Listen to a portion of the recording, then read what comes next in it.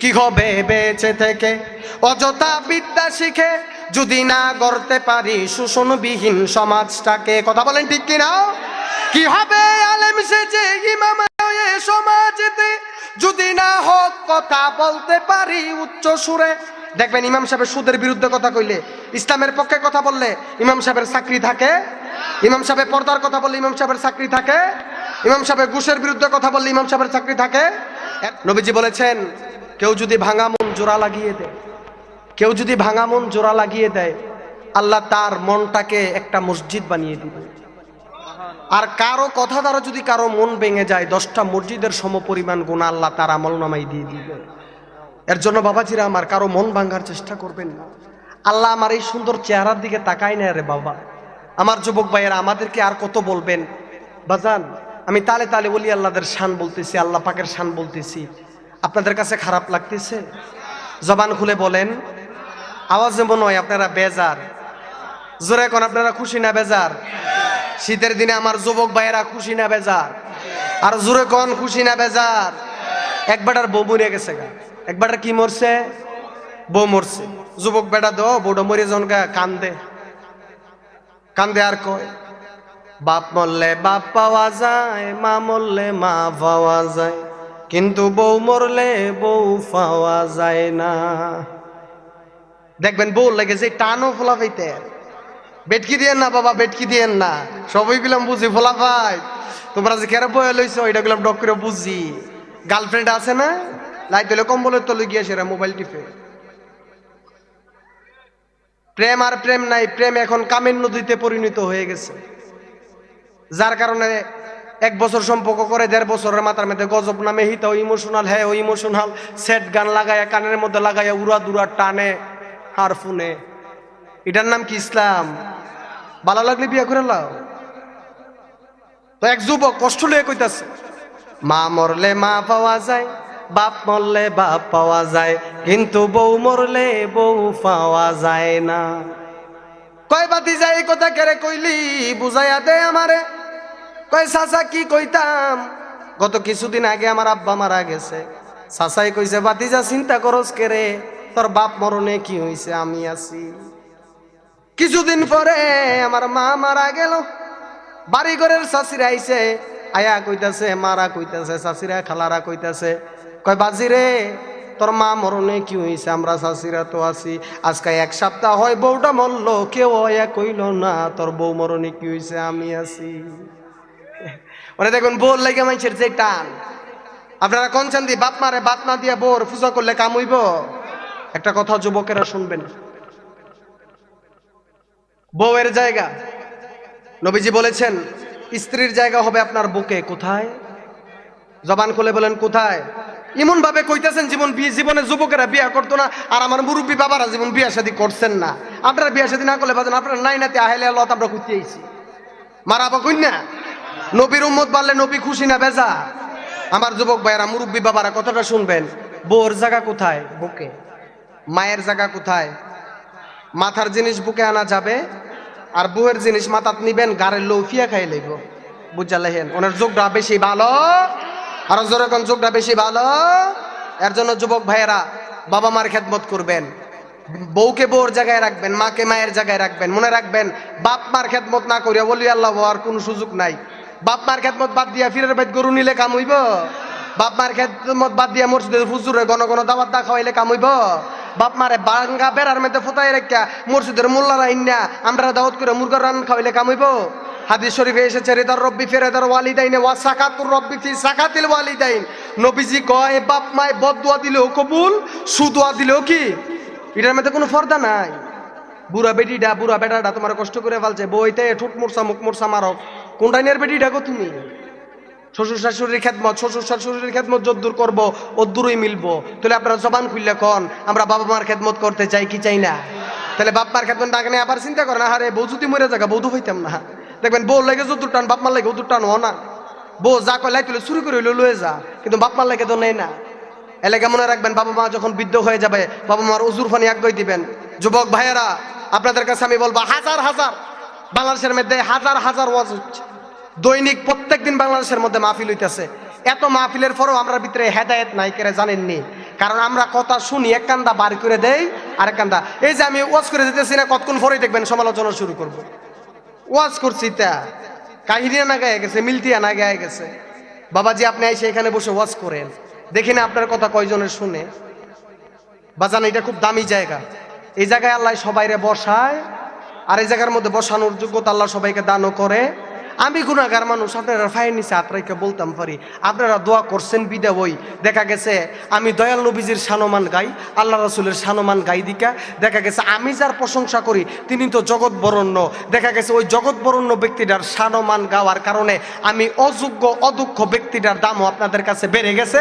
তাই আজকের এই গ্রামের মানুষগুলা সমাজের শ্রেষ্ঠ চেয়ারটাই আমাকে দান করেছেন। জোরে কোন মারহাবা। এখন সম্মানের মালিক একজন, তিনি কে? আর জোরে কোন তিনি কে? তাহলে বাবাজিরা আমরা বাপ্পার খেদমত চাই কি চাই না? না বাপ্পার খেদমতের দরকার নাই, নাকি বউ মরে কাছে দিকে সুখ করবেন হে বেটার লাইনি? বাবা মার খেদমতের দরকার আসেনিও বাজান। আর জোরে কন।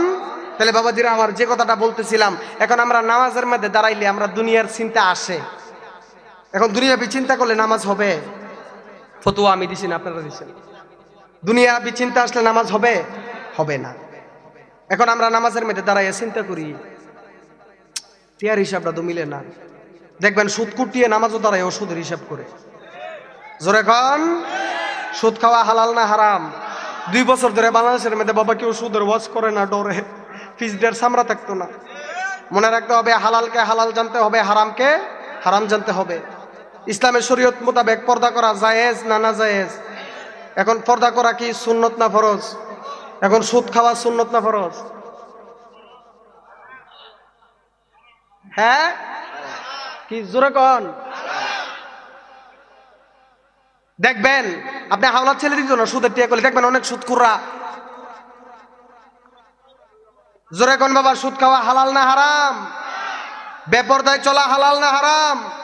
মানুষের গীবত করা হালাল না হারাম? মানুষকে নিয়ে টিটকারি মস্কারি মারা হালাল না হারাম? মানুষকে নিয়ে সমালোচনা করা যাবে? হ্যাঁ বাজান।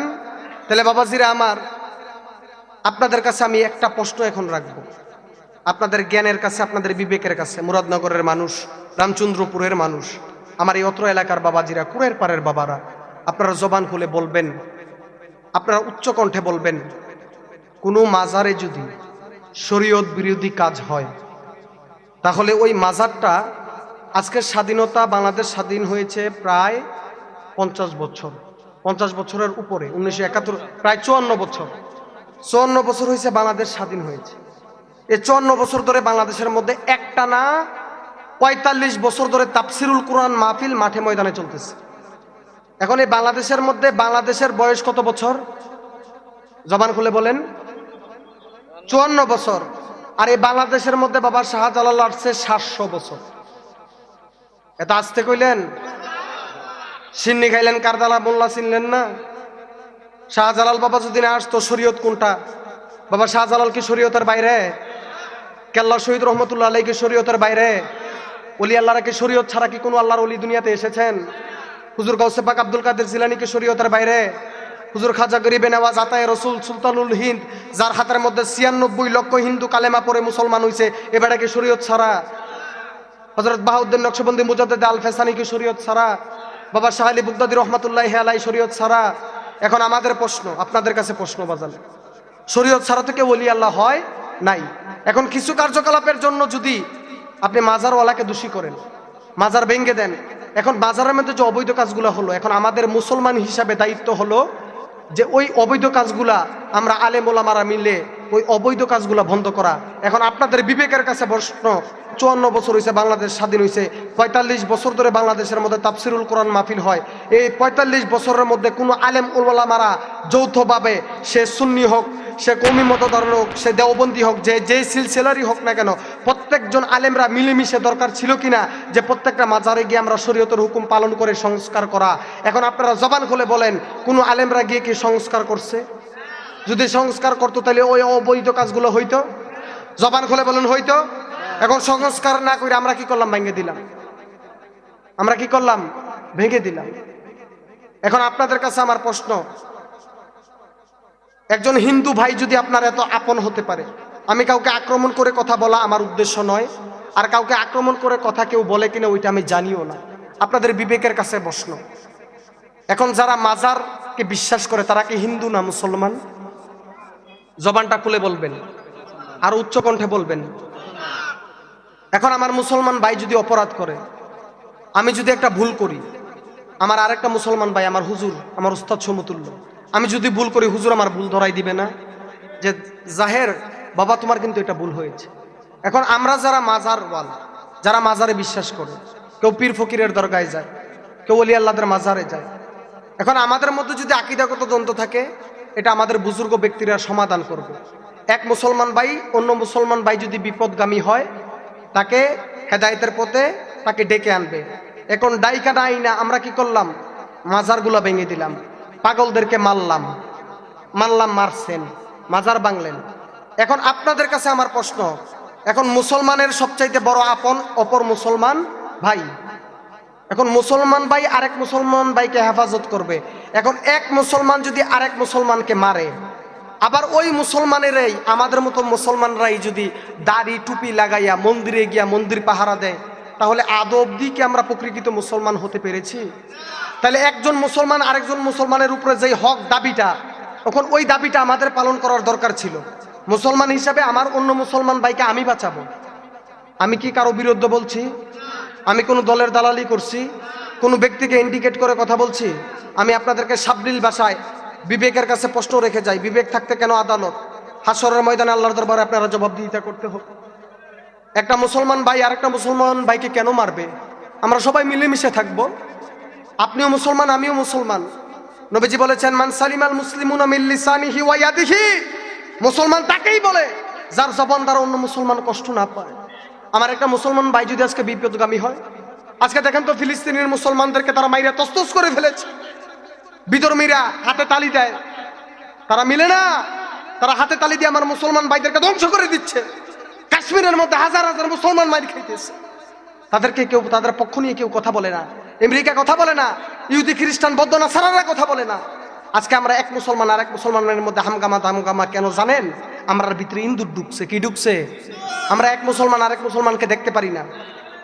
আমাদের দশা কি হয়েছে জানেন? আমরা নামে মুসলমান, কামে মুসলমান না। এর জন্য আমি বলি, কি হবে বেঁচে থেকে অযথা বিদ্যা শিখে যদি না গড়তে পারি শোষণবিহীন সমাজটাকে? কথা বলেন ঠিক কিনা? কি হবে আলেম সেজে ইমাম হয়ে সমাজেতে যদি না হক কথা বলতে পারি উচ্চ সুরে? দেখবেন ইমাম সাহেবের সুদের বিরুদ্ধে কথা কইলে, ইসলামের পক্ষে কথা বললে ইমাম সাহেবের চাকরি থাকে। ইমাম সাহেবের পর্দার কথা বললে ইমাম সাহেবের চাকরি থাকে। ইমাম সাহেবের ঘুষের বিরুদ্ধে কথা বললে ইমাম সাহেবের চাকরি থাকে। এর জন্য বলা হয়েছে, কি হবে আলেম সেজে ইমাম হয়ে সমাজেতে যদি না হক কথা বলতে পারি উচ্চ সুরে?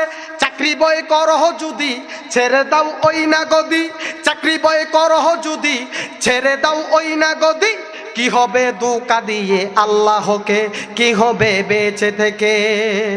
কি হবে আকাশ ছোঁয়া বিলাসবহুল বাড়ি গাড়ি না খাইয়া কত মানুষ পরপারে দিচ্ছে পারি? চাকরি বয় না খেয়ে কত মানুষ পরপারে দিচ্ছে পারি। আজরাইল আসবে যবে দেহটা পরে রবে, আজরাইল আসবে যবে দেহটা পরে রবে, কোনো কাজে লাগবে না ওই বিল্ডিংটাকে। কি হবে বেঁচে থেকে? ডান হাত তুলে কোন ঠিক কিনা?